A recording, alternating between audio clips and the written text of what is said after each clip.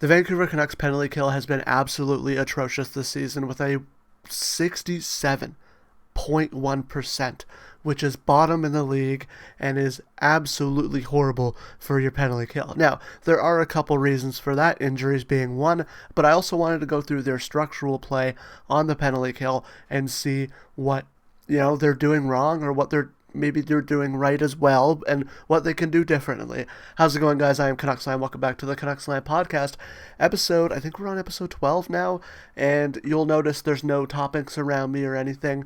We're doing it like the foot and foot versus talk video that I did back in before the start of the season, I think it was. That did very well. Thank you guys so much for everyone who watched, liked that video, and subscribed off that video. There's a lot of new subscribers from that video.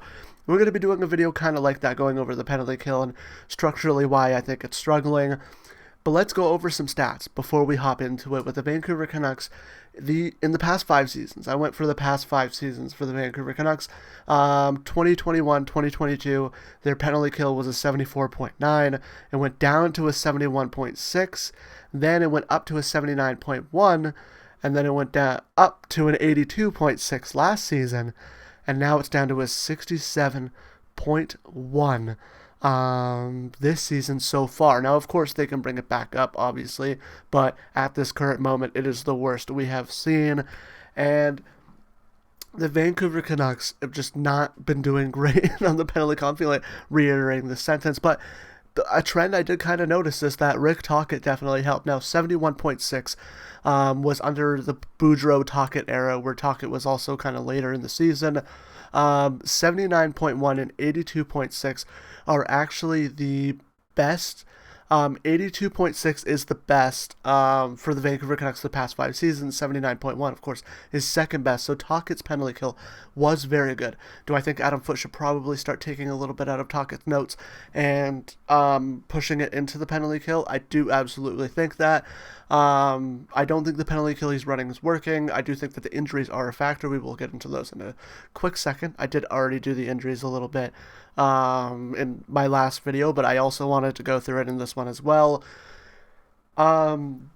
Yeah, it's just been not great, but they've had times where they've had success. I mean, 82.6, I'm pretty sure it was like at the top of the NHL last season. It's a very good penalty kill. They've also taken the most penalties under those 2 seasons, with 201 in the year they went 79.1 and 185 in the year they had 82.6.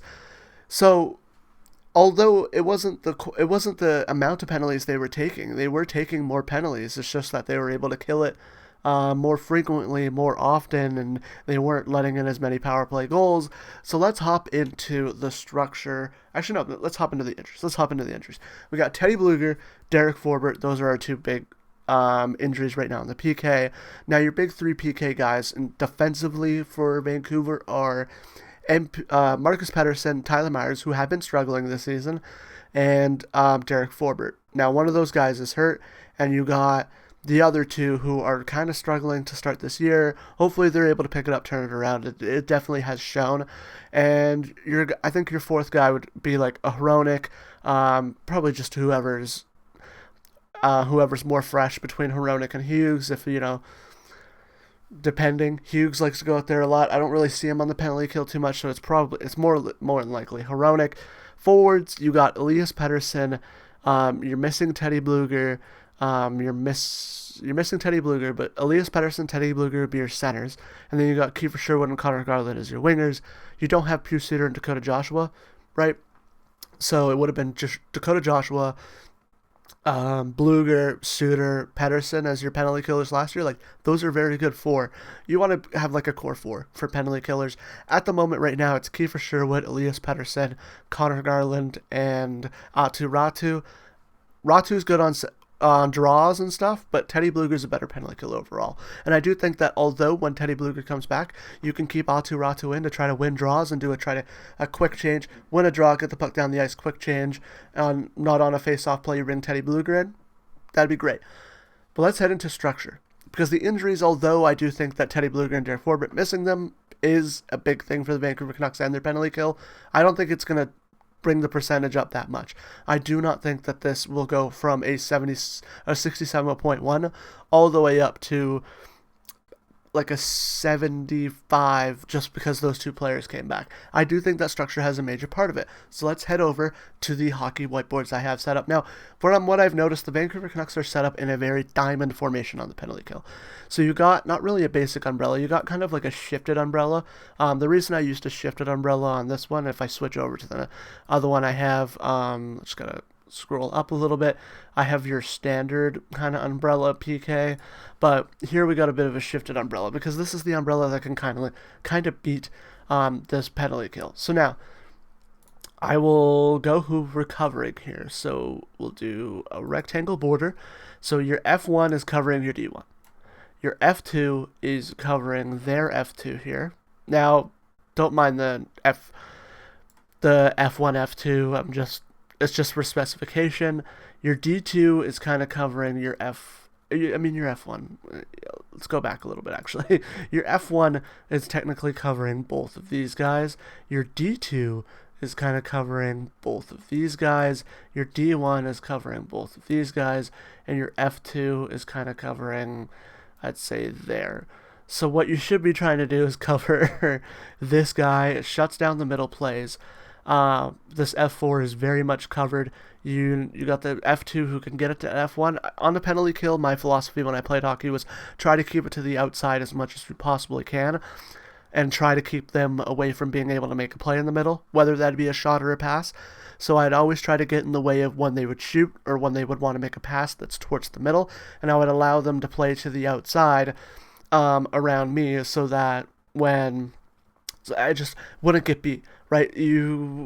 I tried to make it as much so that you couldn't get it through me. To make a great play on the power play, you had to move the puck around and try to find something else while I was there. I was usually your F2. I was usually on that side playing up. Now, I usually played in box. But let's see here. The thing that I wanted to point out here is the F2. So if we go to movement here, if the F2 is able to move in a little bit, right? Obviously, our F2 is going to move in. As the F1, you could kind of drop in here with the D2 kind of moving in, but this leaves a huge zone right here. The square is not really the best thing to use for it. Am I able to use a circle? A circle right here. Oh, okay. I gotta figure it out. I'm sorry, I haven't used a circle yet. And then be able to move it. Kind of this big zone right here where it's not the F4, but it's just where this is kind of open. If the F4 decides to lift his stick and let the pass go through, the F2 has an easy pass to get the goaltender moving. Now your D1 has to move and your D2 has to move in. They're going to react like that. This F1 just has to creep. You got to pray your F2 moves down, but he just moved up to play, and then boom, the pass over there. It can get beat. That's the thing. I feel like they've been getting beat in the middle with a lot of big stretch passes like that. That's one thing that I kind of do notice on the Diamond PK is those stretch passes. You do kind of leave a little bit weirder gaps to where even this one where the D1 can move in, the F4, right, the F1 will kind of go cover there, will probably go cover about there.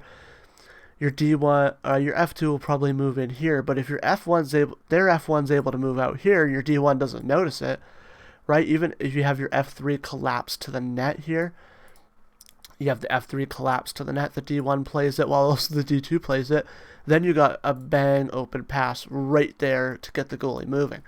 Another thing, I'm just going to move it back to the positions I had them before.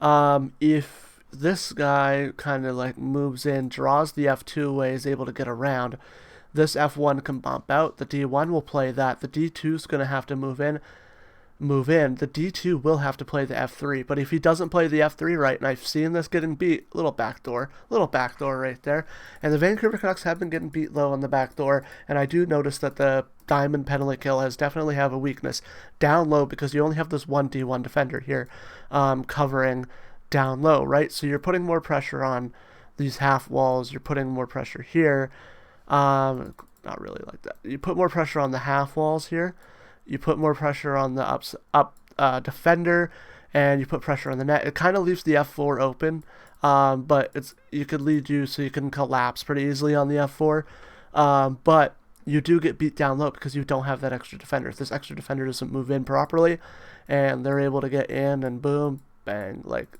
they're able to shift the D1 off, covering that F1, it's just not great. the thing I like about a box penalty kill is it does kind of negate that, is to where the F3 kind of moves in if he wants to go for like that, and they are able to. The D2 can shed off the F1. The D2 can shed off the F1 with the D1 still being able to cover. Absolutely.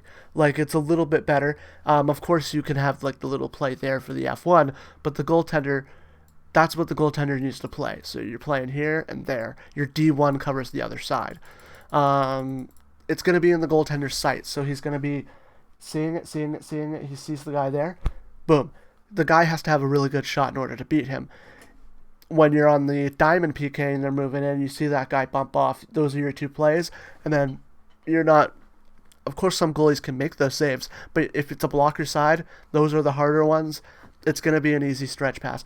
Now, the thing that this does like not cover is look at how like the middle of the ice, how open this middle of the ice is, which is definitely a strength for the Vancouver Canucks because you're able to negate that a little bit. Now, a thing I do kind of like doing is playing like a bit like this on your box. No, so technically this is not an exact box. If we put a box up here and we move it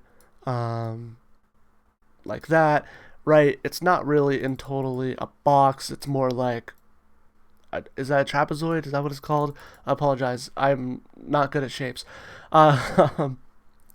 You got the F1 playing a little bit lower so that he can actually move in a little bit to block a potential D1 shot, right? Because that's really what leaves open. And then you got two guys in traffic. You know, your F4 probably plays a little bit with his stick like right here. His stick like right here, the shot deflect. You know, Besser loves to do that. Those are your plays that you could really get beat on that. But yet again, from what we've seen from the Vancouver Canucks power plays, Quinn Hughes loves to shoot from here. He's not very effective. He's not 100% effective. He's not highly effective from that shot unless there's traffic in front. And you can really just play the F1, or you could even play the F2. It doesn't really matter. A little bit more in to get there quicker. Well, right? They're easy plays. Like if you didn't see he's loading up for a shot, bang, this D can move up. This D can move up, this move in. And then you got this guy covered. Their only real playback is there. You don't want to be too aggressive on the penalty kill, but yet again, this box I feels like opens up more options for help when it comes to the penalty kill than this diamond. I just feel like this diamond is just, I don't know about, I don't like the diamond. I love the box. It's basic, it's good, it's easy to work with. I've been rambling for a little too long. I'm going to end it off here. Let me know what you guys think. If you guys have a little bit more hockey knowledge than me, let me know in the comments below. What did I get wrong? What did I get right? I'm trying, just like the last video, I'm always learning with this. I'm always trying to figure out. I do some research on it a little bit, but I also just try to talk about what I really think about these strategies. But yeah, I set a goal to try to hit 500 subscribers by the end of this upcoming season, by April. By the end of this regular season in April. So if you're a Canucks fan and you enjoy this kind of content, make sure to hit the subscribe button. And yeah, the video on your right is the video from Wednesday. The video on your left is the video from Monday. Subscribe's right down under there. And I'll see you guys in the next one.